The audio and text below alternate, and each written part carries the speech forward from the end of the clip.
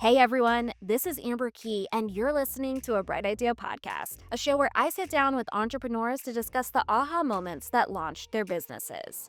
On this week's episode, I sat down with chef, filmmaker, artist, and owner of Papi Cuisine, Alex Perez. Papi Cuisine is a unique food brand that merges cultures through Afro-Latin fusion cuisine. With over a decade of experience in hospitality, Alex has built Papi Cuisine into a nationally recognized brand that merges bold flavors, culture, and innovation. As a creative entrepreneur, he blends business strategy with artistic vision, whether in restaurant development, consumer product goods, or cinematic storytelling. Beyond the kitchen, Alex leads Papi Cuisine's Foods, a premium product line bringing restaurant-quality flavors into homes and professional kitchens. He also specializes in filmmaking and media production, crafting high-end cinematic content for chefs, restaurants, and lifestyle brands, helping them to tell stories that resonate and drive engagement.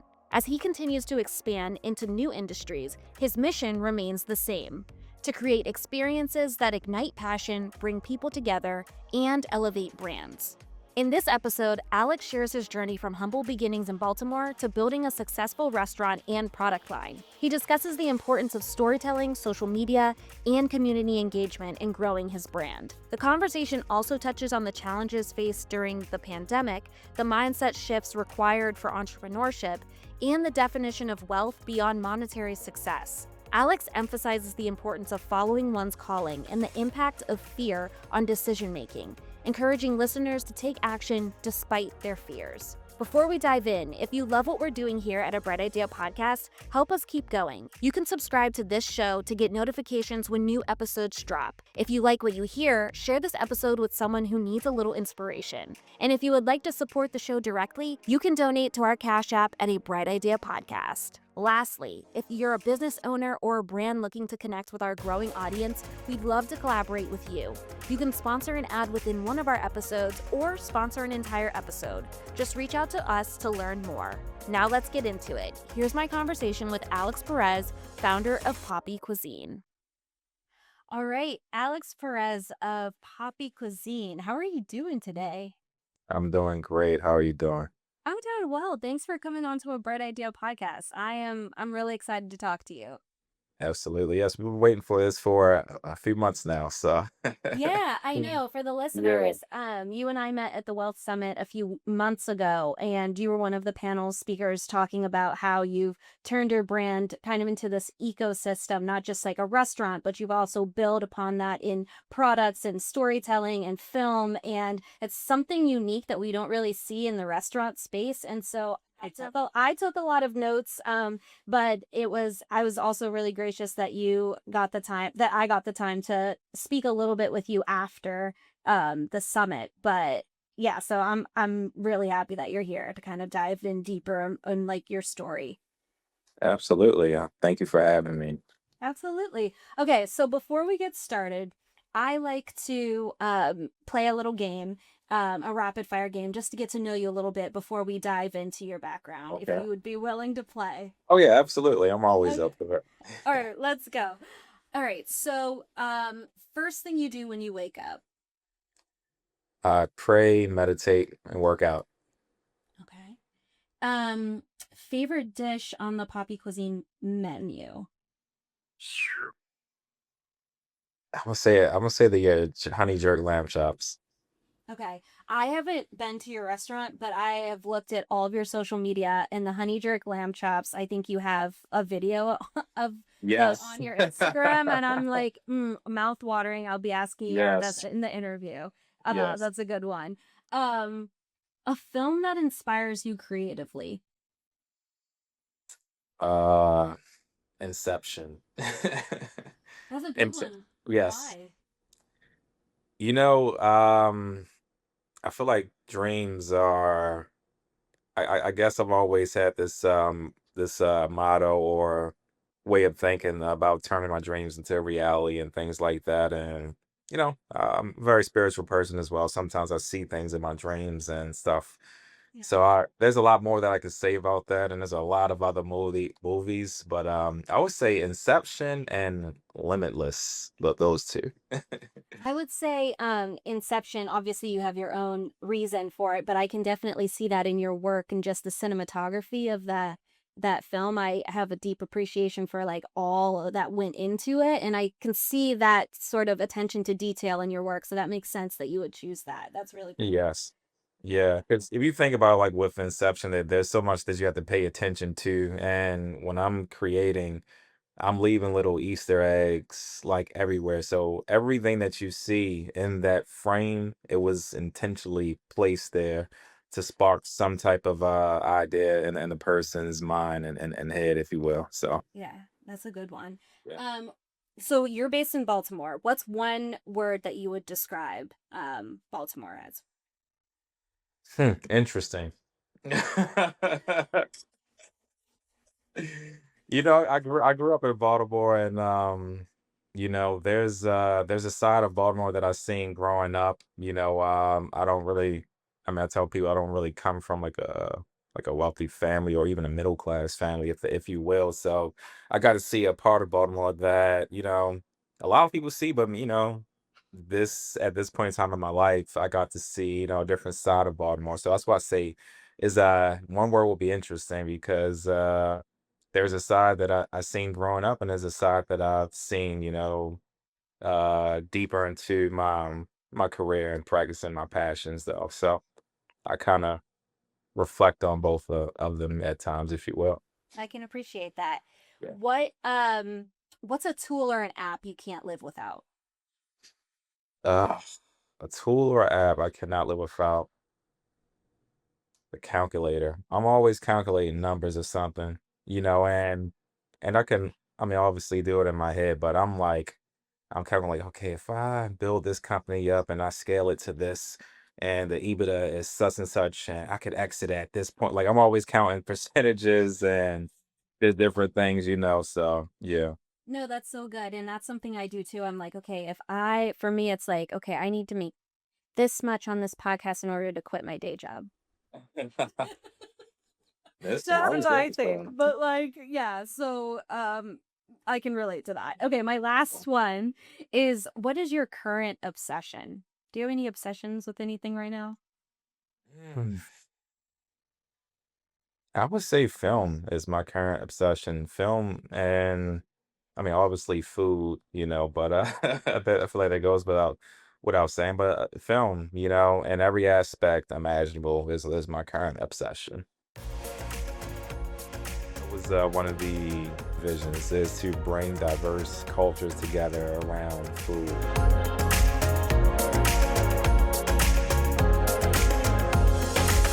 Well, let's get into film and then also your business and how you've grown this brand. For people that are listening right now that are hearing about you for the first time, how would you describe what Papi Cuisine is beyond just a restaurant?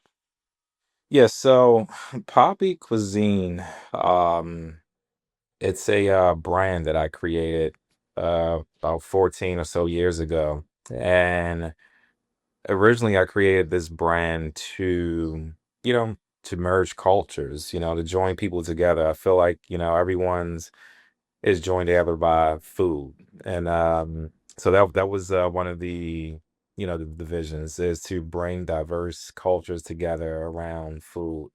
And so when I came up with the name Poppy Cuisine, it was more so to symbolize various cuisines from my perspective. I have family down in DR and traditional Dominican dishes. That's how I kind of like stepped into the food world and learning how to cook. My dad would teach me things, and I think I told you as well. My grandmother on my mother's side, more so, I picked up like I want to say fine dining. It feel like we were sitting down at a restaurant when we go to her house, and of course, the interest in certain cookwares and dishes and things like that. And I kind of combined those two uh influences, and I created my own cuisine. So it was pretty much various cuisines from our perspective, and like a fusion, if you will, so like a Latin fusion.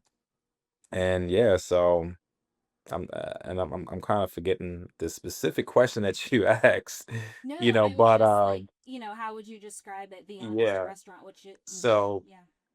so I would say, yeah, a food brand. I wanted to create this food brand that went the extra mile, and couldn't be put inside a box because it would be more things, from the inception of Papi Cuisine, I always seen restaurants, I seen cookbooks, I seen, a media aspect, creating, motion pictures, where we would do product placement and things like that. I've seen a lot of different channels within the brand, so I never wanted it to be just like, oh yeah, he's gonna open a restaurant and that's it. I wanted people to know, like, no, this is bigger than me, and this is bigger than what you would typically see from a food brand. So that's so interesting. So even from its inception, it wasn't to just have a restaurant. It was always to build a brand Yes. Yep. with the Yep. food being the vision. Absolutely. And I figured I just needed a proof of concept, and I needed something to kind of like anchor the foundation of a community.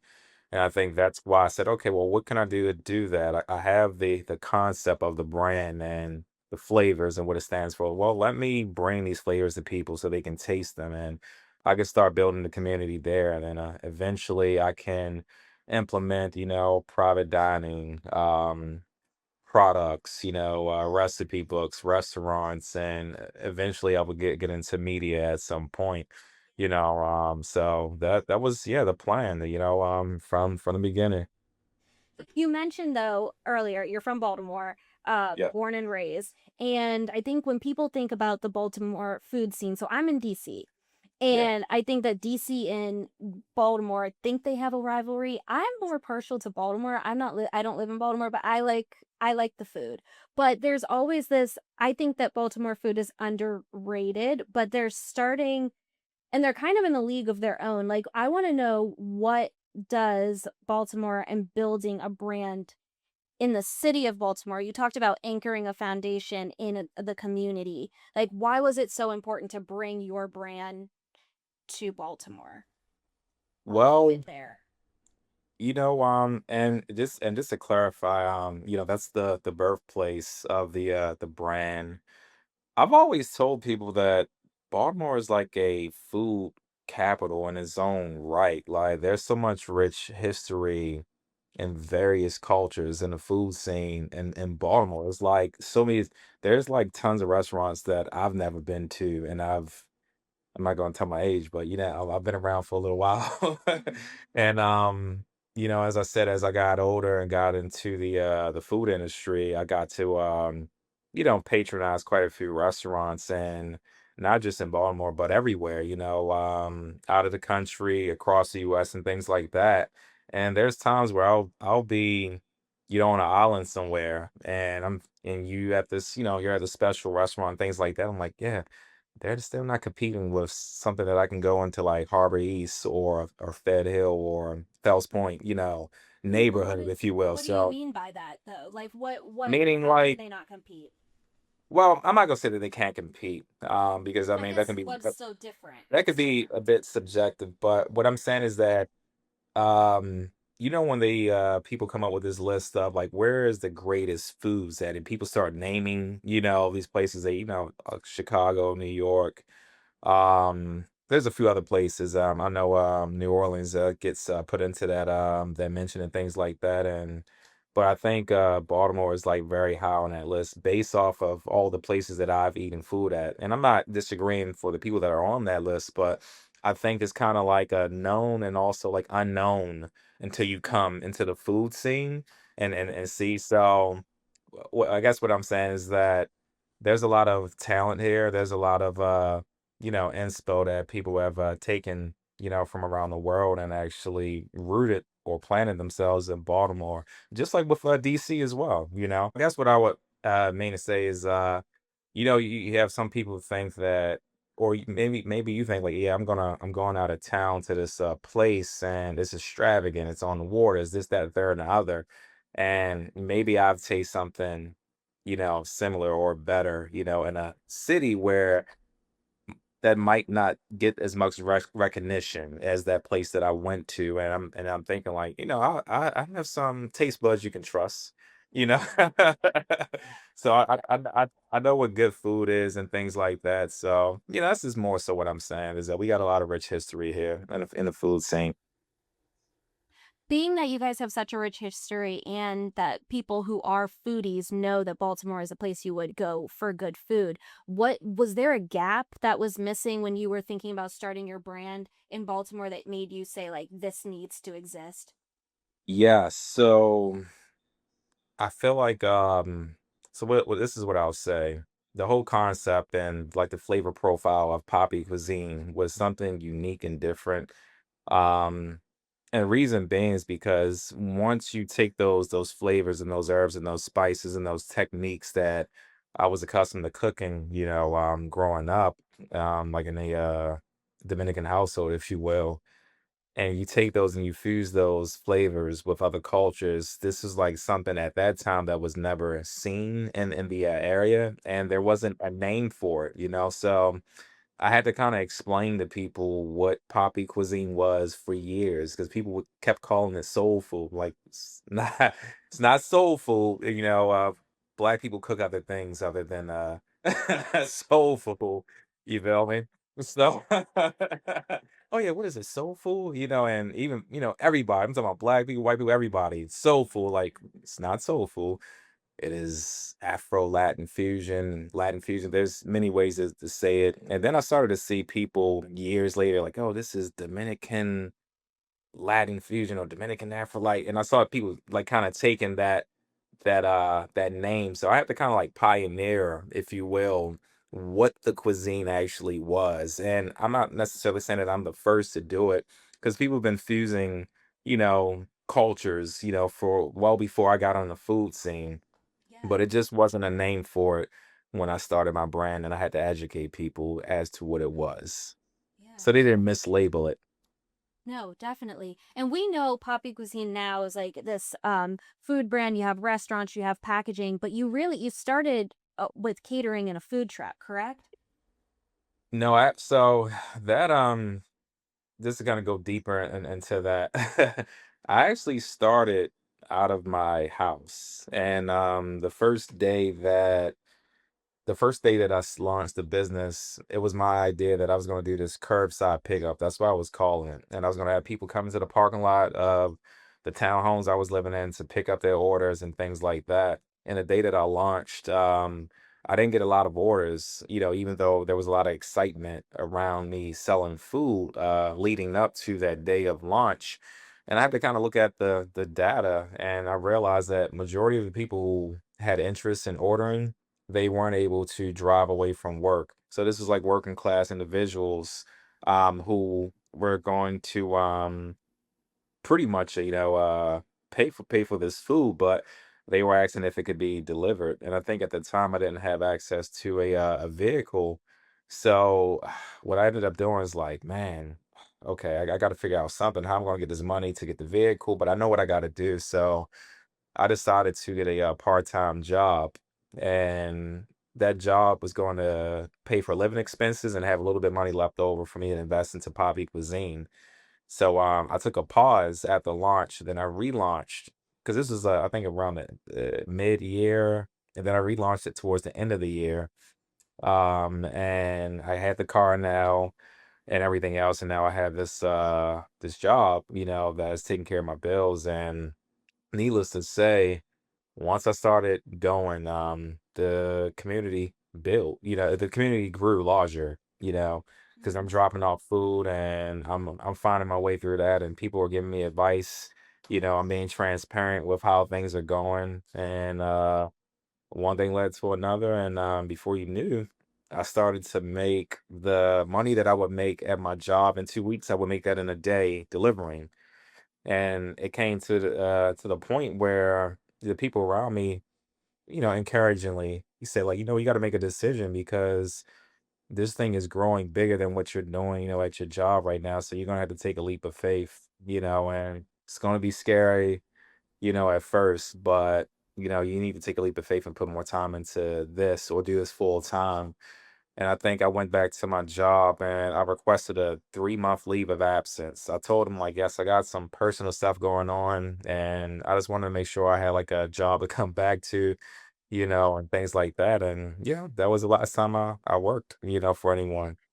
So to clarify, what was the time span in which like you started delivering to people's houses, getting recognition, and then quitting your job? Phew. It maybe 6 months or less, you know. Yeah, it was like 6 months or less. And obviously it was a sacrifice, because the thing is it took a lot of time and attention to detail, even at that level in which I was at. You're talking about, and then this is around a time where Instagram wasn't so restrictive with that algorithm.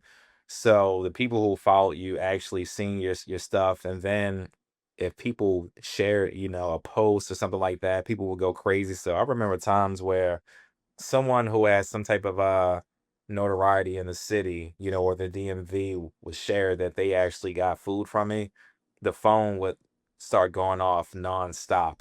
And maybe we had 50 plates left and that turned into, oh, we got to go back and make more food. So it was just this craze. And I think, I was just willing to just get out there and just go for it. And once I really stepped fully into it, you know, um, yeah, a lot of things started to change.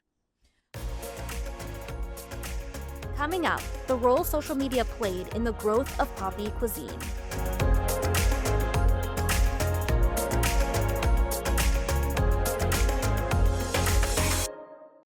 Well, I want to talk to you about the social media piece because that was the perfect segue into my next question. Like, not only were you sort of this, you don't want to call yourself a pioneer, but I'm going to call you a pioneer in like the Afro Latina fusion space. Yeah. In addition to the social media and like the leverage you were getting from social media, and I was looking into this article about you. I think it was dated back to 2019, and the article focused on this branding competition that you were a part of. Yes. Yes, and in that during the time of this article, you had 140,000 followers, and this was even before you had a brick and mortar. So, like, Yes. how do you believe that social media impacted the growth and recognition of your brand? It didn't greatly because as I said, the algorithms were much different then. Working in your And favor? yeah, well, this is what I will say. At that time, I had all the time in the world to post everything that I was doing. So, there's a lot of people that come and say, "Oh, you got to post 40 times a day. You got to do this." Like, I was just doing it. Anytime that I could post anything, a lot of people say, "Oh, you gotta sit in front and you gotta talk to people." Like all the stuff that people would tell you to do today, like to grow your following and things like that, that's what I was doing. Before there was anyone to teach me, I had to figure it out. And I just did a lot of studying though. I wanted to see like, what worked on social media. Because there was a time where I felt like my page just didn't look good, it didn't look aesthetically pleasing. And I was just wondering, like, why? Because I would kind of zoom out and look at all the posts together and see how they collage and what picture that collage of the post make. And I'm like, I'm not really feeling this. Then there was a time where I had to people would not read, they would just see the food and ask all these questions. And in the caption, there's literally all the directions that you need to order the food. So I would have to put like bold, blocky letters over the pictures to say, read caption for information and yada, yada, yada, yada. And I just started doing some research and say, like, okay, this post is going viral because this is happening. Okay, the lighting is like this. And I always had an interest in photography and film and things like that. So I knew there was a process to making my food look better. So I just started studying them, and then I had people around me that gave me tips and things like that. And I just started practicing more with different lightings, different angles to take pictures of the food. And okay, they got a close up, and this is dripping like they're doing slow mo. And before you know it, I just kind of found my angle. And once I did, posts started going viral back to back to back, and the following just started to explode. Well, I find that so fascinating because nowadays you can basically go anywhere, or there's like there's people out there on YouTube where you can learn how to grow your social media platform. But what you're saying is like no one kind of taught you this. You kind of like had this creative vision, but also this like analytical brain to figure out like what was working and what didn't work. Like what were you finding from your audience back then that like I mean, we know that people never read captions, but like what were you finding then people like drew them to you? You know, um, there came a point in time, because I had people around me, that were in like in the marketing space, film space, and things like that. And this is like before I really like intentionally started to pick up cameras and things like that. I was just more so behind the scenes, like learning from them. There was this interest there, but so there would be times where I would go in with a production team and we would shoot this dope video. I'm like, all right, it's cool. I mean, this is amazing, but it's not really doing what I needed to do on social media. And then I found when I would shoot stuff with my iPhone, people, they would go crazy and, there would be like more reaction, and more engagement, if you will. And then I started to realize, okay, I had to kind of take a step back and think, like, what is making people do this? And what I realized is that it was a psychological thing. When I filmed with my iPhone, it made people feel like they were there with me. And then on top of that, unknowingly, Instagram, they were pushing more iPhone and Android, like phone videos rather than the professional videos. Because the professional videos, the algorithm picks that up and like, oh, this is an ad. We're going to suppress this reel, and we're going to make you pay, for this reel to be seen. So I realize organic uh growth and engagement was, that's the era that we were in around that time I was posting. I just noticed that people, they felt like they could actually touch and taste the food. So I started to play on that. And this is what people would tell me. They said, like, yeah, the food just pops out right at me. If it's so vibrant, it's this, is that. So I just started kind of taking those notes and that data. And I realized, okay, like this is like a psychological thing. So make the food look amazing.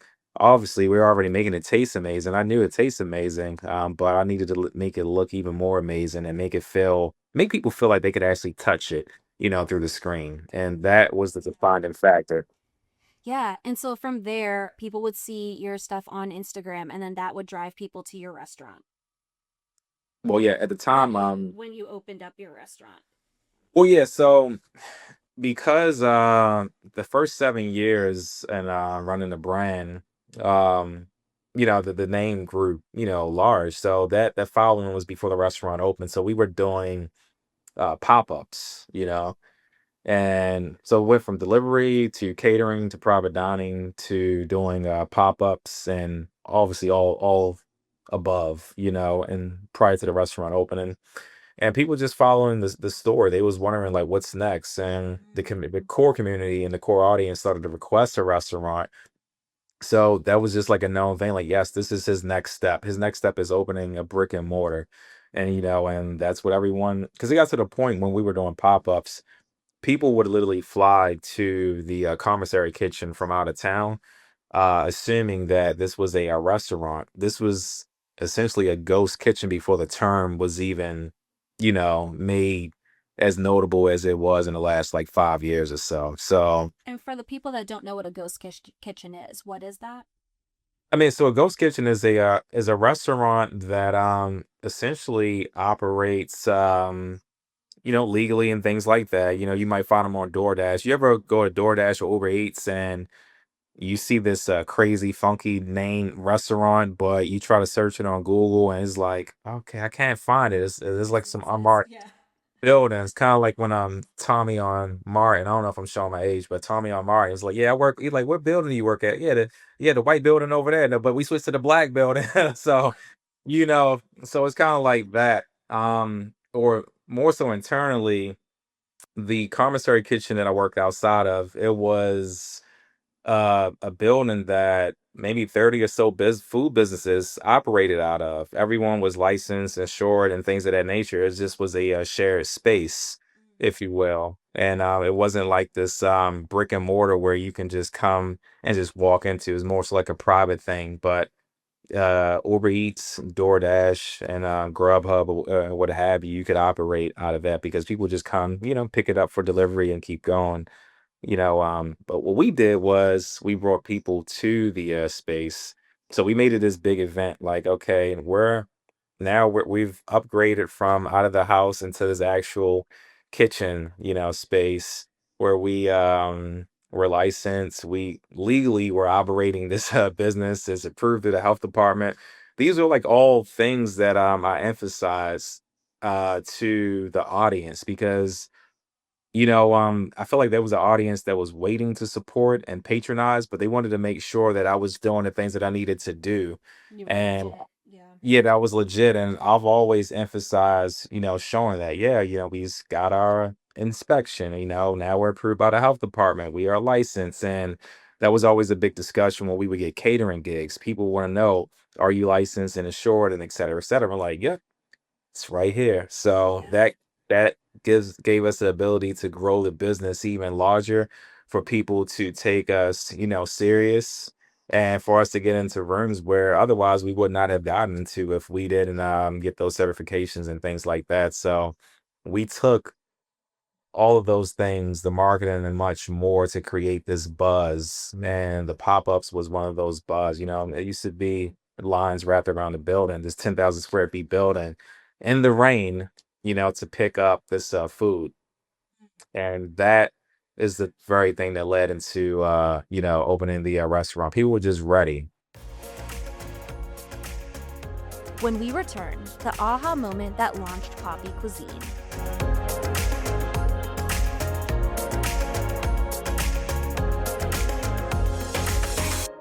Let's go into the restaurant. So you finally open up this restaurant in Fells Point, Yeah. and you're having tons of success. I mean, I was reading the reviews and the comments, and just like the support from the community. You were really building success. But as we know, when you starting off in this interview, you said that it was never just supposed to be a restaurant. It was always supposed to be a brand. So can you take me to like the aha moment that led you to turning Papi Cuisine from a restaurant into a nationally recognized food products company? And like, how did you create that ecosystem?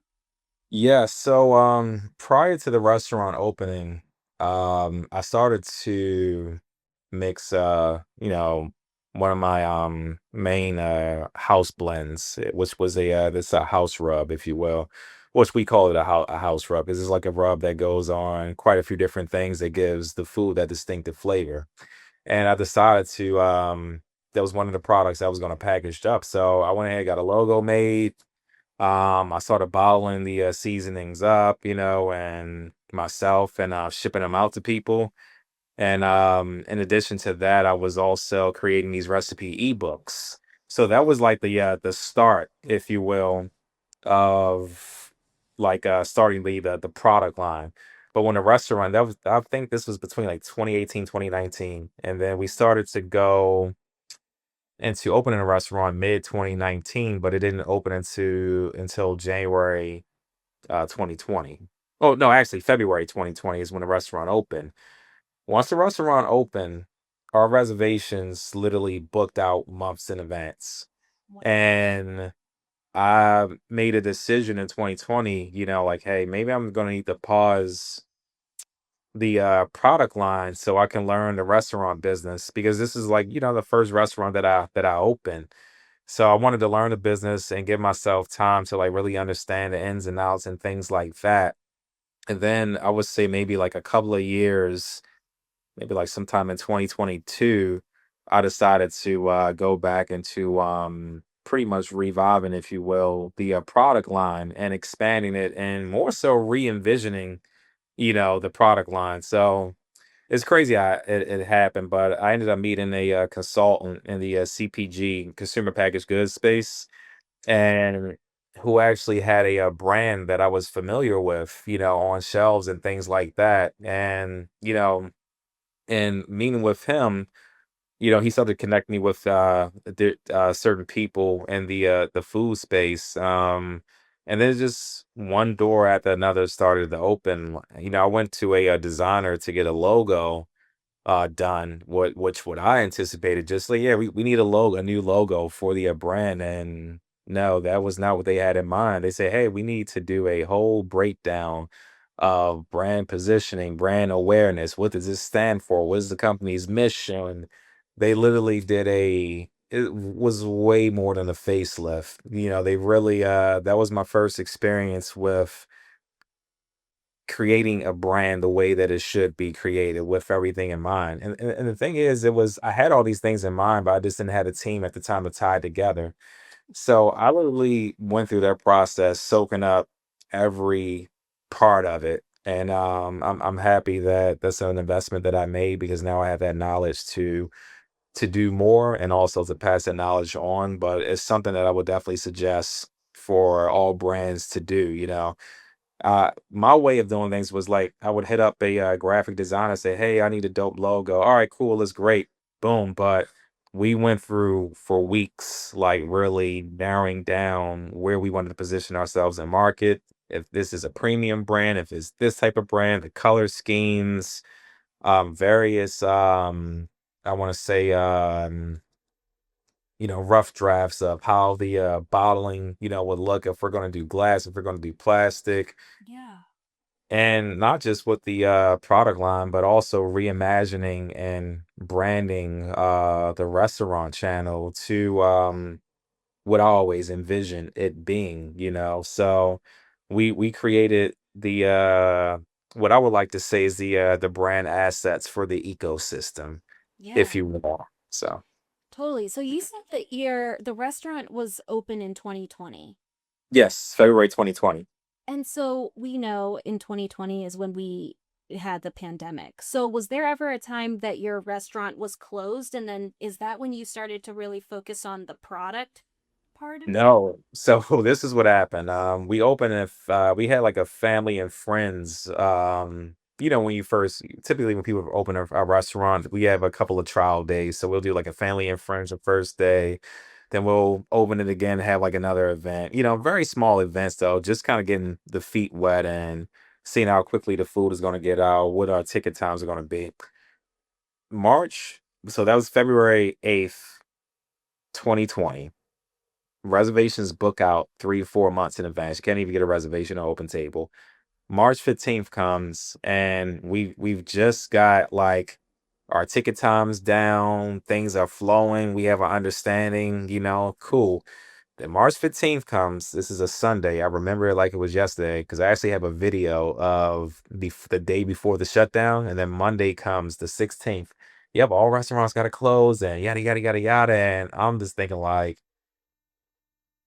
if the world was shut down, it would be when Alex Perez opened a restaurant. And I think for like a couple of days we kind of sat on it, and we just thought like, well, Alex, you already have the model. You're coming from a model where people actually came to pick up food at these pop-ups, but they were only doing it, on Fridays.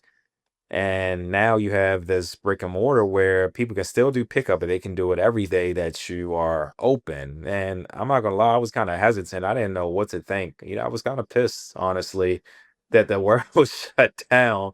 Yeah, But you're like, then, I'm trying to make money. yeah, Gotta and feed but my people. you're right. But then it's like I realized, our restaurant was giving people a reason to be outside, because now food was the reason for people to come outside, and we thrived. Yeah. We thrived. It's kind of like a disturbance on the neighborhood, if you will, because there was so many people, double parked cars for blocks and blocks and blocks, long lines. And of course, people were standing on top of the roofs and Fells Point taking pictures of, I guess, what they would see as the madness and the chaos. But people, they love the food. And then we ended up so much that the building where we were operating in, the restaurant just couldn't take the traffic, and we had to upgrade to they were a restaurant in Fed Hill, which was the 2 East Wells Street location. And I think at the time where we transitioned over to that space, I think outside was only open up to like 20% capacity, like for restaurants, 10% and 20% capacity, I think, for some time. And then eventually, things progressed and started as the pandemic began to wind down, things began to open up. And I think once things got wide open, and I think sometime in like 2022 is like when I decided to make that. So there really wasn't a time where the restaurant was closed. Yeah. Well, I was gonna say, I mean, I asked the question originally because there were so many restaurants that had to close and had to pivot to stay open. And then as you were speaking, I'm like, oh yeah, I remember takeout being such a big thing during the pandemic, especially there was takeout and then there were also restaurants converting their like sidewalk space into places where people could Yes. sit. That was a big thing. And then it was also a big thing for a lot of like at-home chefs. So people that were interested in creating or like experimenting with cuisines to use some sort of product like you were creating to do at home. So it feels like weird timing when you're in it, but it was almost like divine that it happened in that way. Yes. Yeah. Yeah. I definitely agree. And that's another thing we did too. We did the outside seating as well at Fells Point. So that was our way of still taking reservations and things like that. Yeah. And I think was funny as well, about the community that we built. Like I had to you just have a way that you talk to your audience and things. So I I had to kind of say it in a not in a sarcastic way, but like, hey, we don't have anything to do with the shutdown. We did not, because there were people that were coming from Philly, because it took time for states to mandate this state of emergency. So I believe like during the shutdown, there were some states that they weren't shut down as of yet. And we had to cancel all the reservations. And people were like, oh my God, that's not fair. I'm like, do you I not remember that. see there's a whole pandemic out, the world is Every shut down? county had their own rules. Like everyone was like, Yes. yeah, I remember that. Yeah. And they were like, you can do takeout alcohol. It was wild times in a pandemic, You you could know? drink on the streets. It was fun. It Right. was a fun time. Like, I mean, it wasn't fun, but it was fun for that. Yeah. But yes, Yes. wait, that's so funny. I wanted to, so you talked a little bit about the process of creating products, but I want to know too, like from going from a restaurant owner to then like scaling a brand and creating product lines, like was there any sort of like mindset shift required from like running a restaurant to then scaling up? You know, yeah. So there was a mindset shift within the in the restaurant space. I seen how crucial it was to put the right people in place to run the restaurant, if you will.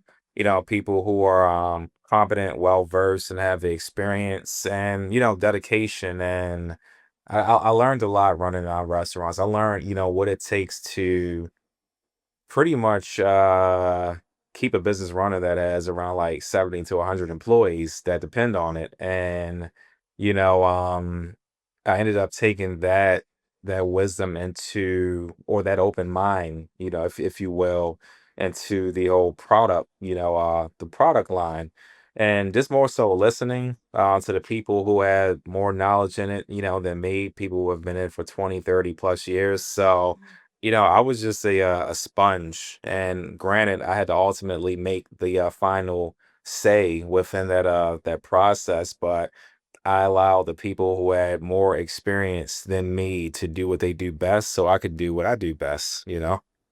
So, yeah. Yeah. What lessons like from hospitality like translated well into like consumer product goods?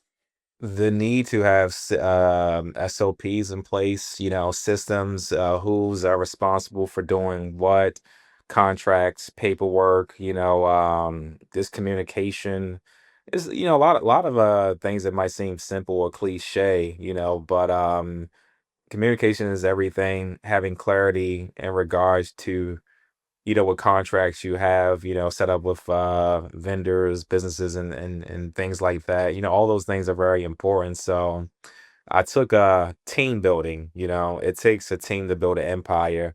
So that just became like my main focus. The restaurant taught me like how far I could go with a team. And, and then having the right team, there's nowhere, that you can go, with having the right team in place.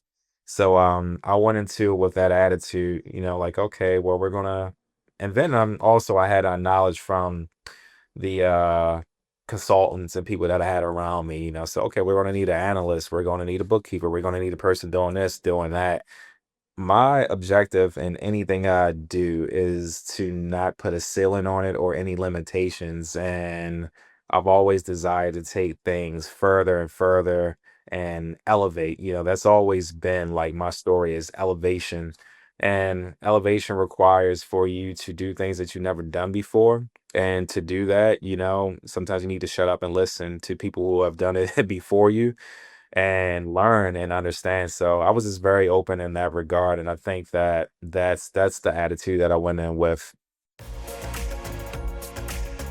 Up next, Alex shares how he built a team to continue his vision.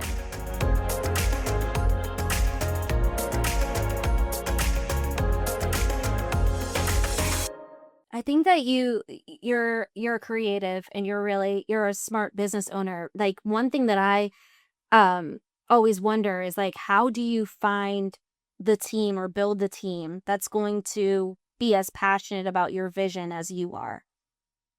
Yeah, you have to be as dedicated to your mission for yourself, as you want others to be dedicated to it. And I think people see that they pick it up. And for me, uh I never looked at myself being superior to anyone.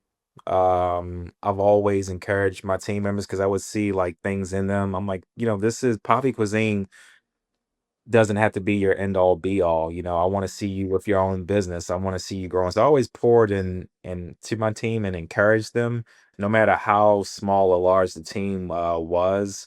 And I think just being open in that way, the reciprocity that comes along with it, people say, you know what, this guy, he stands by me.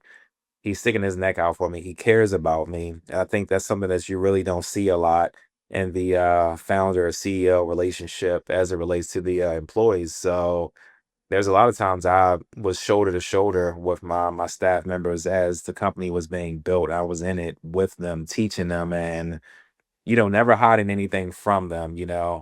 I never looked at my staff members as it's a battery that's going to, when that battery is drained, I'll put another one in there. So I always looked at them as humans who have dreams just like I did, and they're inspired by the things that I did. And that's what I led with. I led with giving my dreams my all because I know the people around me would see, like, you know what, he's serious about this. So if I'm going to be a part of this, I got to be serious as well. So if you don't take care of what you have or show that you care, people they're going to treat it how you treat it, you know. 100%. So with all of these with this entire brand that you have the restaurants, you have the products, you have your filmmaking that's incorporated in your brand. Like what does success look like right now and like where do you see Poppy Cuisine going in the future? Yeah. Where it's going in the future, and actually we're taking a step into this chapter now is national expansion of the product line, restaurant subsidies under the Papi Cuisine Foods umbrella. The Papi Cuisine restaurant closed in July of this year, and I went ahead and pivoted the focus primarily on the CPG and film and media side. But I told people that doesn't mean I'm done. Restaurants. This is just pretty much what the focus is right now. So what I see is I want to say the completion of the ecosystem with restaurants, cookware, food related products, hard copy recipe books, and also a media component where you're seeing thrillers and micro dramas and long form content and things of that nature, and maybe some cooking shows and stuff like that. So that's been a plan, and I think it's interesting that there's a lot of companies that are like they're not even in the production space, but now they're bringing on production companies to create their own, media projects and things like that. So, I guess great minds think alike in the sense of I feel like I'm always thinking ahead. Like with well, my desires have shown me that like I was thinking ahead, at the time. So, you Yes. know, Well, I think you've proven that storytelling is such an important part of a brand or of any business because it's not just about the product, but it is like what goes on behind the scenes or people love watching the process on social media and really is just like the story behind your brand and the culture that you come from. So like what advice would you have to founders who underestimate the power of storytelling in building trust and demand for their businesses? it works. It works. I think in short, I would say that I think even myself, like I had a problem with visibility, like being visible. I just wanted the product to lead people. I wanted people to fall in love with the product. I didn't want it to be about me. And earlier on, the team I had around me, they were suggesting like, hey, people want to know who's behind this. Maybe you should show your face. Maybe you should show them who's, cooking the food and things like that. And I was like, you know what? I'm a team player and I want the company to be successful. So I was willing to try anything, to make sure that the company grew and expanded and things like that. And through showing my face, it just came a point in time where I had to talk to people as well. I had to be transparent. I had to tell them this story. And that is what builds community. And I would like to say building a movement is bigger than building a business. You build a movement, no matter where you go, it's going to be felt. And that's the part of storytelling that I think a lot of people miss. You're building a community, you're building a movement with the story that you are telling about your brand. So for me, what that story looks like is okay, you have this chef. He's he's a chef. He has this amazing food product, but this guy is also an artist. He's a great videographer. He's actually does directing and writing, and he's interested into these things. And this is how he incorporated those passions and that love, into this particular brand. So like there's a story, right there that people can see themselves, inside of. And I think when people can see themselves in what you're doing, that is very powerful. I think that that's something that we haven't touched on is the fact that you are not just a chef, but you are an artist, you are a writer, you're a storyteller, you're an artist. Like I think like what how do you think that that how do you think that that has been so critical to your success? Like all of your skills outside of cooking. I think it's crazy because there was a point in time where I was just so undecided of what I was going to do since there was so many interests that I have, like I can't even begin to tell you all the things even outside of that. Like there was a point in time where I said, I'm gonna be a surgeon when I was younger. I'm gonna be a surgeon because I was just so fascinated with just working with my hands and that the idea of cutting someone open, sewing them up and doing something to help them, and or painting, drawing, writing stories. And when it comes to like the film and directing and writing and things like that, I used to sit with like my brother and my cousin and we would hear music and we would come up with treatments for the video. Though this is how the video would be. Yes, they're gonna be in this symphony and we're gonna do this. We're gonna do like I always had this big imagination. And when you're great at a lot of things, you sometimes feel like, well, I can't do all these things at once. And L slowly but surely, as I chose food to be the path, I realized that that would be the gateway to me doing all these other things that I like to do, that I'm passionate about. So I started to find, like, ways that I can incorporate those passions within building the brand, to find my own space within my brand, because as I said, I've always knew that this thing was bigger than me. I just didn't know exactly how big, but I know it was bigger than me, so I would have to find my space eventually and doing what I feel like I'm great at doing. And I think when it comes to like photography, like okay, I started taking professional pictures of the menu for Papi Cuisine. So we didn't have to bring somebody in. Then, I started to, film like little sketches and things like that, and mention the brand and this, that, there, and other. Then that turned into me doing wildlife photography. So it just was always something, or opportunity or a door open for me to operate within my passion within the business. I So love hearing that, especially as someone who is multifaceted and has so many different ideas and skills. I think, now we live in a day where you can do so much, but I think there's still that mentality that like you need to focus on one thing and that needs to be your focus. And what you've created and have had success in doing is kind of cultivating like all of the skills that you have and creating something that is giving back to the community, that's helping people, and that's also like filling your soul. So I feel anyone that's listening, I feel like piece I'm going to clip for social, because that's like the most inspiration right there. yeah, and it took some time to get to that point because there was like business is a passion as well. So there would be other business opportunities that would come up and I would divert my attention to them and somehow my attention would get put back on, Papi Cuisine. And that happened a couple of times, throughout the last 14 or so years that I've, been working on the brand. My focus had to get put back on it. So I had to find like, okay, like what is a creative way that you can operate in these other things that you're passionate about and not just be so money driven, if you will. And how can you serve, the brand that you're building? And I'm like, well, I can serve in this way and I can also feel fulfilled, during that process. So I'm happy that I finally found a way to balance that out and to operate in those passions within the brand. Yes, and I think that you had a perfect segue. You talked about just the business side of it. Owning a business is also a way of gaining wealth. So I want to talk about wealth and ownership and just long-term impact.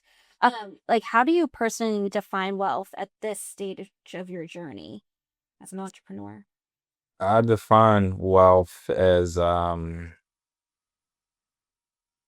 pretty much following the calling that I feel like I have on my life and following it in a way without compromise because I believe that I'm to serve a magnitude of people through this calling. So what wealth looks like for me is flawlessly and authentically operating in the calling that I have on my life. Because yes, I want the M's, the B's, and the T's like we all do, and I feel like for me, I've seen the heights that I've reached through this journey, and I know what's possible, and I know that there are things coming outside of the realm of success that I've already obtained.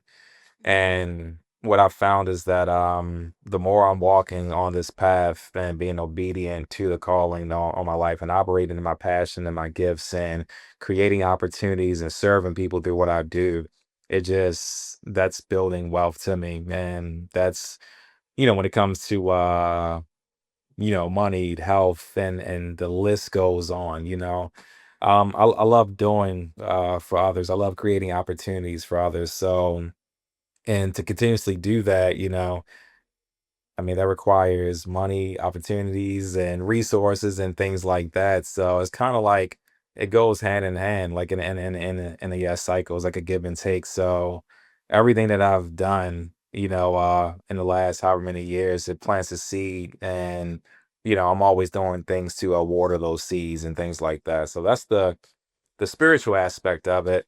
Um, but that's the foundation and everything else. So wealth to me is being in line with, my journey and doing what I'm supposed to do. There has come times over the last 14 years where, I didn't feel aligned within the things that I was doing. I had to get back on track. And getting back on track, that's when, you see the wealth and the abundance, coming in, So obviously, my goal is to not just build wealth for, myself and my family and things like that and the generations to come, but also to teach others how to do the same for themselves and, to inspire others to do the same for themselves. And, if you think about it like this, me deciding not to give up and to sacrifice, you know, um, it's the amount that I've sacrificed to just keep the brand alive for the first 7 years Yeah. before the restaurant came.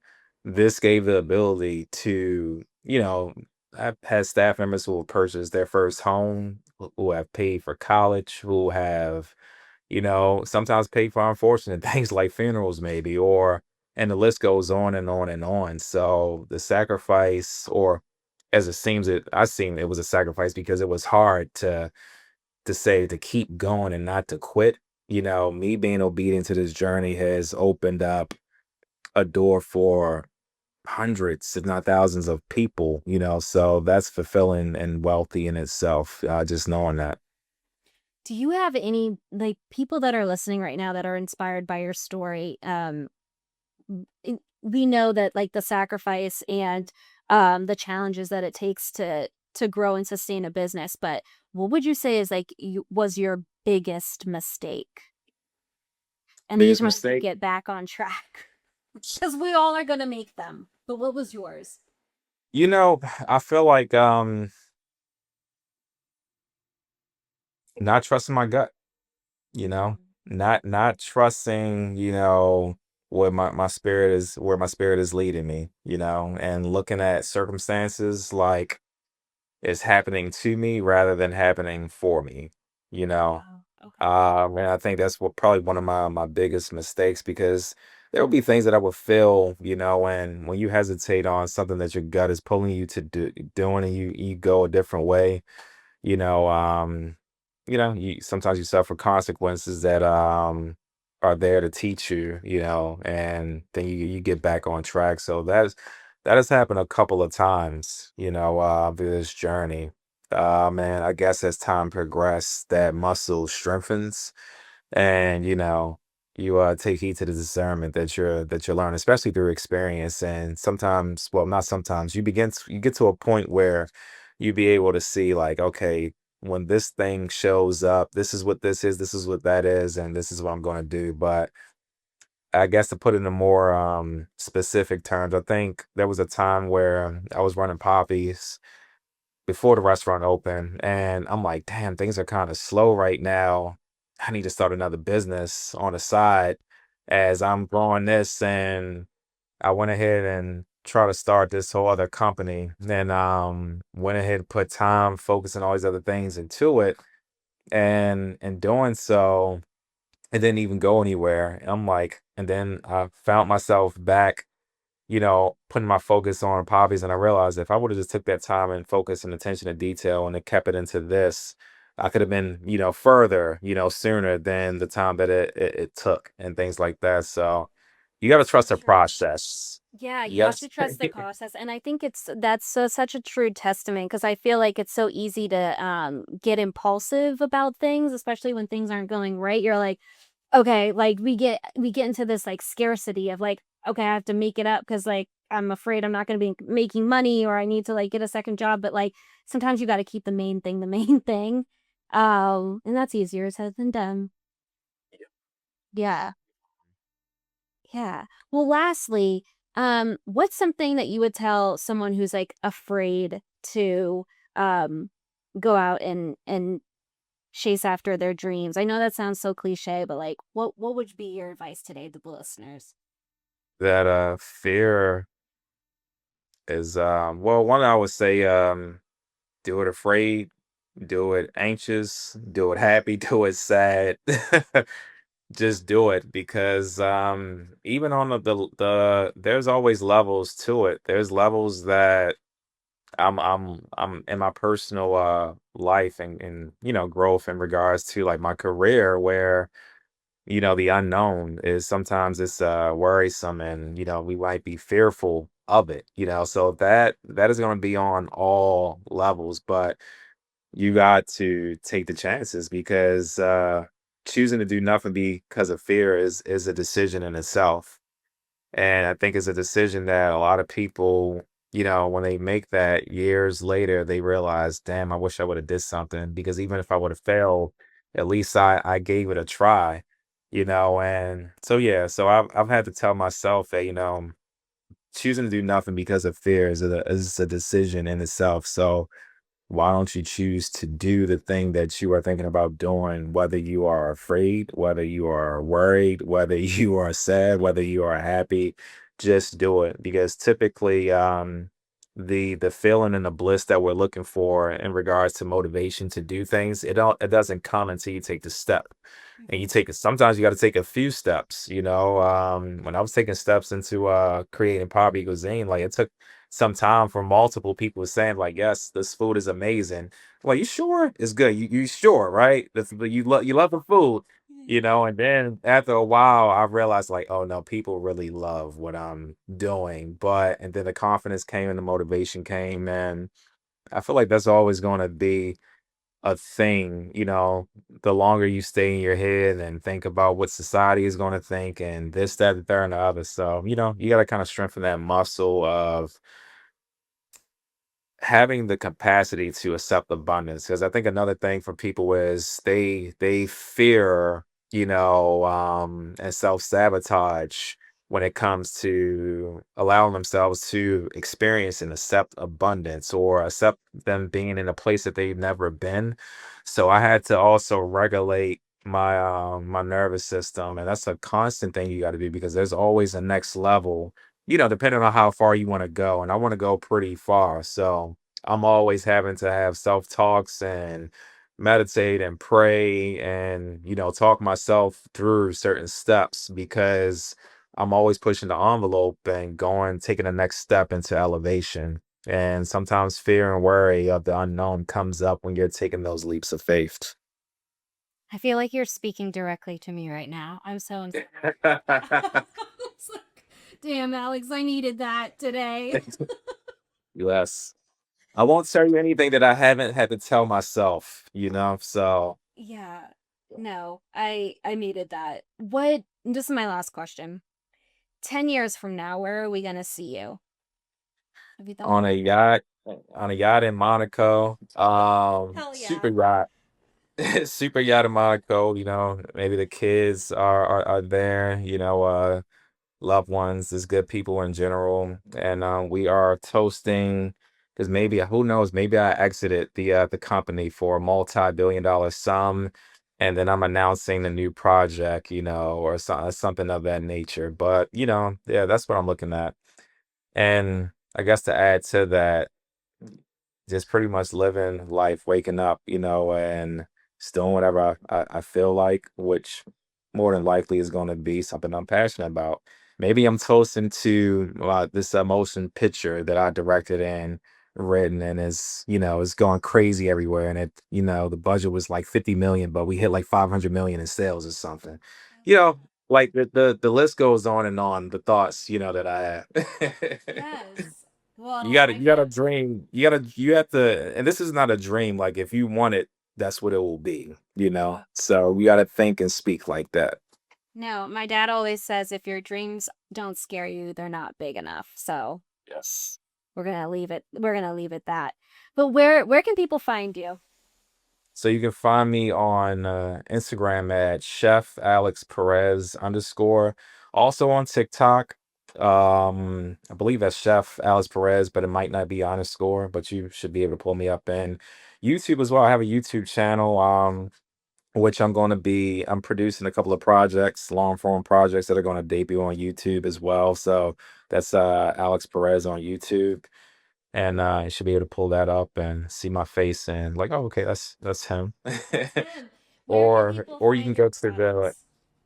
yes, I was gonna say that. No, it's fine. So on the retail side, currently Kroger, Mariano's, Roundy's, Balducci's and King's, and this is like East Coast towards the Midwest and North. And then we recently got a partnership with Walmart, so you'll see our products on Walmart.com in a couple of weeks. And the top of the year, we should be have Walmart store placement, and there's a slew of other retailers that we are in talks with for partnerships. And then you can also go directly to our website at PapiCuisineFoods.com. You could order our products directly. Awesome. Alex, thanks so much for coming on to a Bright Idea podcast. It was a pleasure talking to you. That's it for this week's episode of A Bright Idea Podcast. This week's episode featured Alex Perez, founder of Papi Cuisine. If you would like to learn more about Papi Cuisine, you can follow them on Instagram at Papi Cuisine. If you enjoyed today's episode, don't forget to subscribe and leave us a review. Your feedback helps us bring on more stories like Alex's. Be sure to follow us on Instagram at A Bright Idea Podcast for updates, and if there's a topic or a guest you'd like to hear from next, drop us a message. If you would like to support our show directly, you can donate to our Cash App at A Bright Idea Podcast. This episode was edited by Quincy Tucker, and all social media was done by Shekinah Henderson. Until next time, I'm Amber Key.